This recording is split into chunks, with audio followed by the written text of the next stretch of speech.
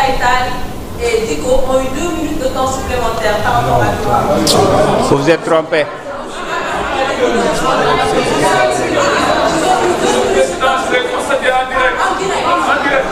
Écoutez. Je vous explique. Je vais vous expliquer. Non, c'est très simple. Vous avez posé une question, laissez-moi répondre. Vous avez peut-être choisi 3 députés, mais ça s'est passé au moins pour plus d'une vingtaine de députés. Écoutez-moi, il y a un problème technique. C'est ce qui fait que c'est au niveau même de la régie qu'ils sont en train d'administrer cela. Parfois, ça amène 3 minutes et ils complètent par 2 minutes. Et ça s'est passé au moins plus d'une vingtaine de fois. Peut-être vous avez choisi de remarquer pour votre collègue. De toute façon,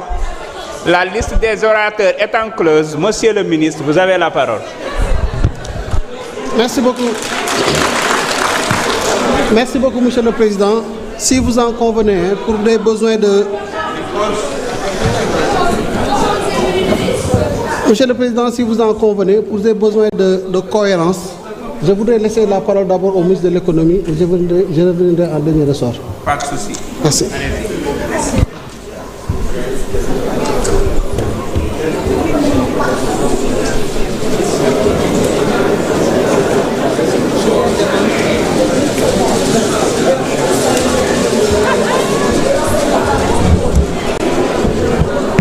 Alors, Monsieur le Président de l'Assemblée nationale,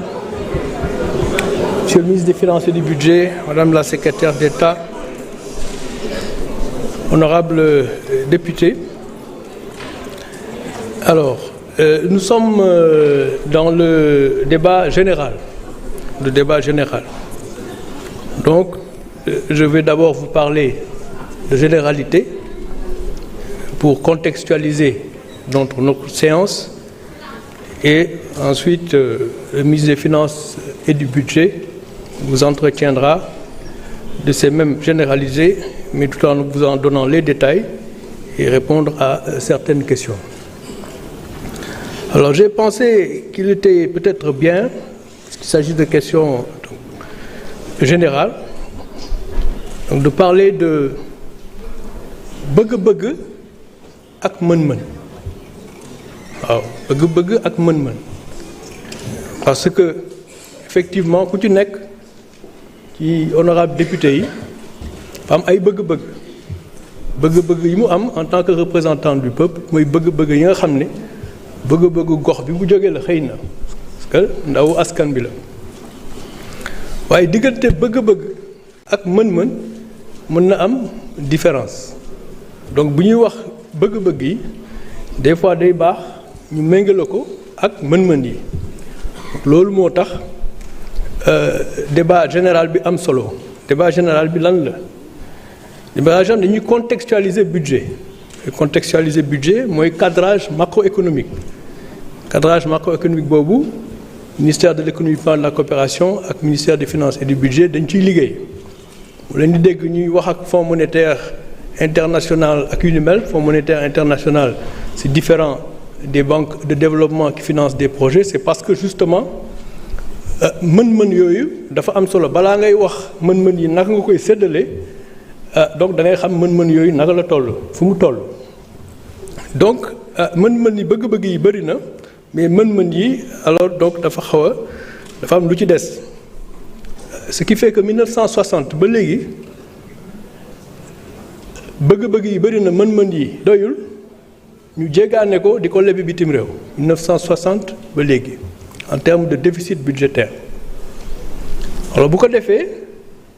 à intervalles réguliers maa ko doon wax en commission 20 ans yu nekk Sénégal leba ba nga xamante ni mënatul a fay ñu taxaw def ajustement wala ñu baal ñu bor bi 1960 ba 1980 ñëpp xam nañu ajustement structurel yi ñu amoon 1980 ba 94 ñu def dévaluation jusqu'à 2000 et cetera 2000 bi ñu ko dépassé bor bi tolloon na ba léegi et c'est pas seulement le Sénégal mais toute l'Afrique les institutions financières internationales baal ñu suñuy ay bor yu ci bëri alors ñu defee dañuy commencé waat système bu bees mais defuñu noonu dañu lebaat de plus belle ba mu egg ba 74% du PIB moom la ñu yaakaar waaye dañu continuer di leb ci suuf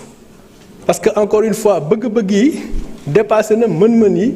te jàpp nañu bu nu mënee leb rek bu ñu ko dépensé rek alors suñu ay soxla faju alors loolu erreur la Sénégal xëy na exemple la ciy doon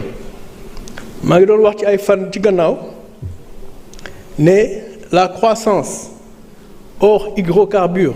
hors agricole mi ngi commencé décélération am depuis 2018 avant Covid ci loolu dafa am solo mooy dañu démarré ay 5,8% du PIB de croissance di wàcc 2019 2020 21 Covid la mais 22 23 24 yëpp nii la def en termes de décélération de la croissance. Cette décélération à 3,5% de croissance PIB hors hydrocarbures hors agricole bien sûr boo ci yokkee hydrocarbures yi mooy 8% yi nga xam ne moom la ñu amoon daaw 6% ñu amoon ko en donc de 6% en 2024 8% 2025. alors donc lu tax li ma wax léegi nii am solo parce que cadrage boobu moom mooy déterminer li nga xam ne moom nga am ak ni nga koy séddalee alors bu ñu nee déficit bi mi ngi doon 13% du PIB à peu près ñu ci débat général ñu ne est-ce que nangu nañu ne 5% de PIB mooy sa dette mooy sa déficit waaye dëgg-dëgg 13 la mooy yaa ngi leb di faj bëgg-bëgg yi mais da nga koo nëbb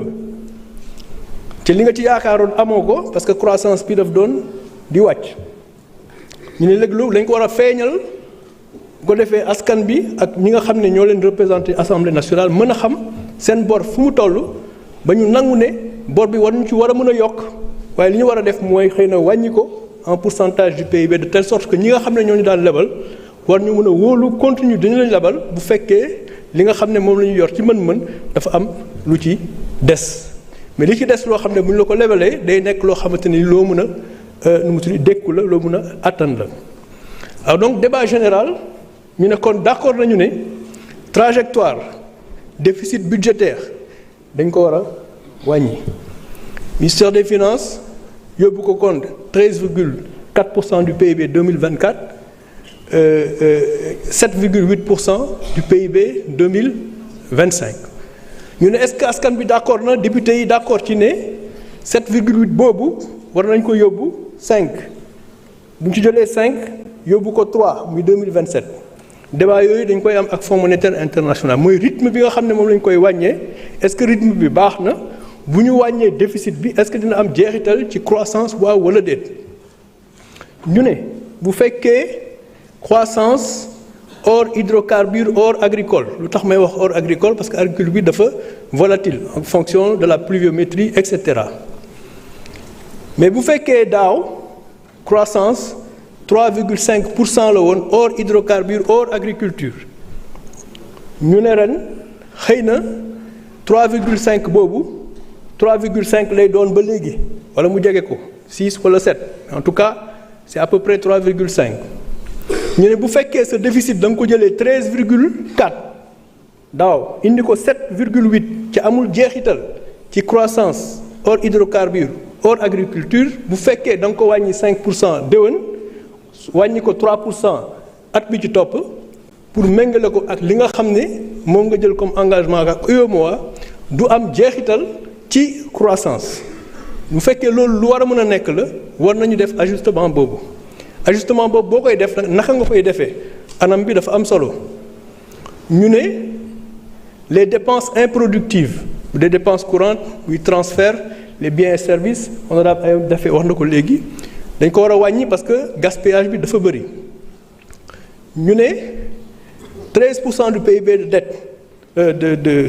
de déficit nga am ko juróomi at ci ay investissement yoo xam ne amul jeexital ci croissance parce que wax naa leen ko sànq croissance bi dafa doon wàcc depuis 2018 hors hydrocarbures hors agriculture sans prendre en compte Covid daf doon wàcc kon ça veut dire que bor bi ñu daan leb ak fi ñu ko doon dugal indiwul croissance à la rigueur décélération la croissance la indi kon war nañ mën a nangu ne gaspillage bi am na projet yu bëri yoo xam ne boo ko arrêté accumulation bor bi dina wàññeeku ci it sa déficit di nga ko mën a indi ci li nga xamante ni moom nga dam jël ci engagement ak sa ay partenaires dans l'UEMOA. Alors lii dafa am solo li mu wax léegi parce que ça contextualise le débat général ñu ne kon ñëpp d'accord nañu ne trajectoire bi c'est la bonne trajectoire 8% du PIB de déficit 2025 5% du PIB à peu près de déficit 2026 ñu jëmale ko 3% en 2027 mooy ajustement bi jeex na la dette est sur une trajectoire descendante dañ ko teg niveau boo xamante ne nii ñi nga xam ne ñoo ñuy lebal ñu wax leen ne dëgg bi loolu la bu ko dee ëllëg ak si biir bu ñuy lebal xam ne ah kii kat may lebal borom nii la toll ci ay mën-mënam ak capacité de remboursement am nii la toll. waaw loolu bu ñu ko waxee ba pare ñu ne léegi bu ñu bëggee def transformation systémique loolu dafa am solo ñu dégg projet bi lan la projet bi c'est un projet de souveraineté et de transformation systémique mooy li ma wax léegi ne 65 ans yi passé ni ñu xam ne moom la ñu doxalee pour bëgg a am transformation structurelle de l'économie ñëpp xam nañu ne suñu PIB 15% yi secteur primaire la à peu près 45% population bi rurale bi ci la ñu nekk bu fekkee 45% population 15% du PIB rek lay produire ça veut dire que amul productivité. Le secteur secondaire mi ngi woon à 20% du PIB en 2004 en 20 ans jóge na 20% dem ba 13% donc industrialisation amul. Secteur informel moo nekk dans le secteur tertiaire c'était pas très productif donc transformation structurelle bi ñu doon wax amuñu ko te fi ñu ko bëggoon a jaarale pour am ko mooy bor ak dette joxuñu loolu kon li nga xam ne moom la ñu war a def ci projet bi loolu la mooy transformation systémique naka ngay def ba changer système ba transformation structurelle bi nga bëggoon a am nga mun ko am ci yeneen anam yu dul leb boole ci leb di ko nëbb yaakaar ci croissance boo amul loolu mooy projet bi ñu ne souveraineté bi tam am na solo nit ki xam loolu lu mu doon souveraineté ça veut pas dire tëju souveraineté li mu doon mooy sa ay choix yow yaa koy tànnal sa bopp muy sa choix wu bopp choix yooyu lan la le presse du premier ministre loolu la boo xoolee budget bi ni nga xam ne moom la tëddee boo génnee presse ci budget bi dafa yokk 3% du PIB de recette yokk 3% du PIB dans les dépenses d'investissement sur ressources internes ma ne ñaar yooyu boo ko génnee da ngay am à peu près 20% du PIB en recette gis ne dafa yokk de 1,3% du PIB supplémentaire je dis bien hors presse xool dépenses yi gis ne les dépenses courantes biens et services am na benn honorable député bu ko wax Karna Anta Babacar Ngom la woon wàññi les transferts et les biens et services mooy gaspillage bi boo jëlee ñaar yooyu ça contribue à la réduction du déficit bi jógee 7,8% du PIB dem ba 5,4 loolu mooy hors presse kon dañuy d'accord ne ajustement bi ñi ngi koy def te du am jeexital ci croissance bi wax naa leen ko sànq loolu ay discussions yu ñu amoon la ak Fonds monétaire international alors que ne loolu boo ko defee ba pare ne bëgg-bëgg yaa ngi fi waaye mën nii lii la toll nga ne am naa projet grand transfert d'eau am naa réseau gazier am naa agropole sud et cetera et cetera et cetera nga ne loolu bu ma ko bëggee def au lieu di tabax ay tali yoo xamante ne nii li américains yi di wax road to nowhere wala bridge to nowhere mooy pont bu jëmul fenn en wolof hein non nga ne je veux une transformation structurelle pour augmenter la productivité de l'agriculture nga ne damay jël donc un programme jéem a yokk ay recettes les 3% du PIB li ma la wax pour dugal ko ci loo xamante ne nii dina yokk croissance bi n'est-ce pas donc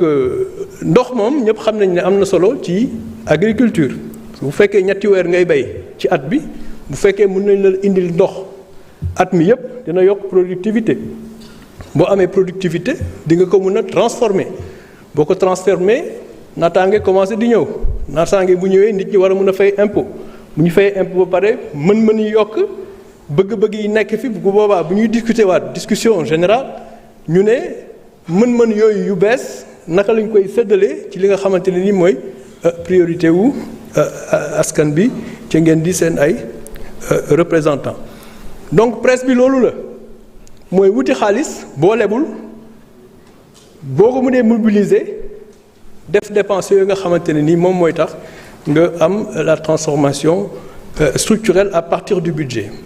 mais dafa am leneen ñaareel bi mooy dañu ne bu ñu yeewee réew mi ba pare mooy la souveraineté par rapport à la maîtrise de ses finances et la confiance que le pays peut avoir, donc que les bailleurs peuvent avoir vis-à-vis du pays, accompagnés par le Fonds monétaire international, que donc le monde entier considère comme une institution sérieuse qui peut donner gage de confiance à ce que les pays font. loolu boo ko defee ba pare ma koy oowee nga yeewi réew mi tekkiwul ne doo leb li mu tekki mooy boo nee damay leb nit ñi lebal la. faut aussi faire la différence entre notation bu yàqu ak signature bu yàqu ñaari du benn parce que sama bor mën na yokk 119% du PIB kenn ne ah kii kat comme detam yokk na damay wàññi notam mën na nekk nga jógee B egg CAA1 et cetera parce que c'est mécanique mais loolu tekkiwul ne sa signature bone na noonu loo tax ministère des finances ci wax nañu ko Fonds monétaire international tamit 2025 amul fonds monétaire. bailleurs yu bëri yoo xam ne dañu doon jox xaalis ci kaw Fonds monétaire ne war nañ la mën a jox xaalis joxuñu ko mais terewul ministre des finances avec ses équipes ils ont pu boucler le financement de l'État en 2025 mais sans le Fonds monétaire international. donc signature ak note du benn nit ki mën na la noter dafa mel ne nga am dem def examen ñu ne la jàll nga à 75% keneen ñëw ne non dama juumoon ci notation bi finalement 60 la mais am nga moyenne non. boo amee moyenne jàll nga mooy donc notation ak signature bokkul lu dëgg loolu moo tax ren fonds monétaire ak ñàkk fonds monétaire ministère des finances et il est à féliciter pour le travail extraordinaire qu'il a fait avec ses équipes n'est-ce pas pour pouvoir boucler le financement de cette année. alors donc effort yooyu bu ñu koy def débat général encore une fois 8 5 3 d'ajustement loolu boo ci àndee ak fonds monétaire international. mais li nga def 2025 day gën a yomb 2026 war a gën a yomb 2027 n'est-ce pas. yeewi ñaareel bi 5 minutes de plus au besoin. yeewi ñaareel bi c'est très important boo yeewee réew mi ba pare da ngay yeewi gox yi mooy transférer une partie de ce budget-là je vais prendre 5 minutes prendre le budget distribuer ko par axe. Ça, c'est très important, les axes de la SND, distribuer ko par secteur et distribuer ko par pôle. Voilà, bu ko defee xëy na loolu déwén lay doon bu ñu fi ñëwee boobaa bu ñuy discuter dañ naan écoute en débat général voilà ce qu'on a mis au pôle nord. bu ko defee bu kenn amee problème dans une commune particulière à Saint-Louis daf naan enveloppe bi ñu jagleel Saint-Louis lu tax defuñ ci lii ak lii ak lii bu ko defee ministre bi ne la. enveloppe bi kat nii laa ko séddalee bu boobaa mën nga ko ne d'accord ma wala bu ñu ñëwee fii en débat général nga ne ni ngeen séddalee mën-mën yi d'accord ma ci mais du ma la laaj dara ci ni nga xam ne moom lañ ko dépensé bu ministre bi ñëwee man dinaa wax ak moom ci loolu mooy ñaareelu yeewi bi mooy yeewi gox yi. alors bu réew mi yeewoo ñu yeewi gox yi ngeen mën a discuter seen ay projet par rapport à l'enveloppe bi nga xam ne moom lañ jox gox yi. dafa am beneen yeewi bu des ak premier ministre dañ ci waxtaan lu bëri mooy nga yeewi nit ñi nga yeewi réew mi réewi gox yi yeewi nit ñi lu tax mu am solo honorable Alla Kane wax na ko mënoo xaar lépp ci état loolu dafa mënul nekk soit da nga naan pression fiscale ministre des finances dina ko expliquer tout à l'heure pression fiscale mooy soit nga jox ma 30% du PIB mooy li ngay liggéey dama koy jël muy mën-mën yi nga wax ma léegi mën-mën yi lan nga bëgg ma def ci à ce moment-là c'est à travers l'État que les biens et services publics sont rendus mais am na beneen façon mooy nga yeewi nit ñi fekkee da nga bëgg assainissement fi nga dëkk ak ñi nga bokk dëkk nga am benn projet PPP par exemple état bi am ci lu mu ci def mais nit ñi nga xam ne ñoo koy jëfandikoo am lu ñu ci def boobaa ñu gis loolu lan la secteur privé bi tam mënu ci def loxo boobaa di nekk budget kese budget bi day nekk donc loo xamante ni mën nga ci am un effet de levier mooy franc CFA bu nekk xëy na mën na lever 4 francs CFA bu fekkee nit ñi dañuy fay ba pare jot li nga xam ne moo tax ñu fay parce que nit ki li muy bañ mooy fay ay impôt du gis dara man sama bunti kër 20 ans ngi nii maay fay mais aw ma tali du dëgg ça veut dire que yaa ngi fay mais li nga xam ne moom moo tax ngay fay gisoo ko waaye bu fekkee li tax ngay fay yaa ngi koy gis bu boobaa da nga koy nangoo fay du dëgg donc da ngay yeewi nit ñi responsabiliser leen donc projet bi loolu la jubanti c'est l'exercice de transparence qui est en train d'être fait pour travailler dans la vérité ça c'est une première chose parce que mënuloo bâtir dara ci lu dul dëgg waaw mais comme waxtaanee nañ ko xam nañ fi ñu toll xam nañ fi ñu jëm n'est-ce pas loolu jubanti la lenn moo ci des mooy ñu yeewi réew mi yeewi gox yi yeewi nit ñi bu ko defee en toute responsabilité ku ne xam lan mooy sa wàll ci penc mi lan mooy sa wàll ci sa gox lan mooy sa wàll ci réew mi donc voilà un peu ce que je voulais dire pour contextualiser. Maintenant il y a des questions spécifiques Ministre des Finances en parlera mais PIB bi dañu ko revaloriser de 13,5%. Certainement boo 2021 la boo defee projection yi sur 2025 dina am jeexital ci dette bi au lieu de 119% du PIB xëy na on va dire 105 ou 107 c'est bien ce qui veut dire que trajectoire bi ñu déggoo xam ne fa la ñu war a dem dinañ ci teel a egg au niveau de 70% en tout cas à un niveau boo xamante ne nii notation bi dina améliorer te nit ñi dañu gën a wóolu. wax naa fi démb Sénégal dafa dépasser benn niveau. Déficit budgétaire 1250 milliards de francs CFA, ce n'est pas un problème. Ce n'est pas un problème de financer ça. Mais la dette qui arrive à échéance chaque année, 4000 et quelques milliards. Loolu vraiment, il ne faut pas que nous ayons un débat. Un État, dette bu arrivé à échéance, mu war ko fay, day lebaat fay. Xam nga wolof daf naan sul bukki suli bukki. Loolu baaxul ci nit ak entreprise. Mais État day suul bukki di sulli bukki et c'est normal parce que État du dee yaa ngi dégg mooy État dañuy dem bàyyi ko fi ce qui fait que la dette bu ñu nee 10 000 milliards la ren déficit déwén nekk 1000 milliards day nekk 11 000 déficit année bi ci topp nekk 1000 milliards mu nekk 12 000 donc dafay yokk tout le temps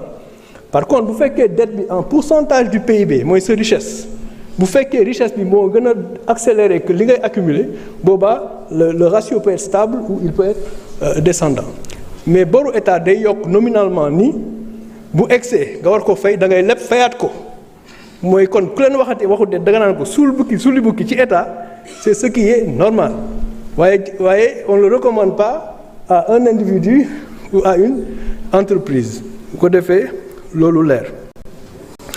alors la dette. Nous travaillons très bien avec le ministre des Finances. Il expliquera la question de la dette et de la gouvernance. Voilà, je vous remercie. Jërëjëf, Monsieur le ministre de l'économie, du plan et de la coopération.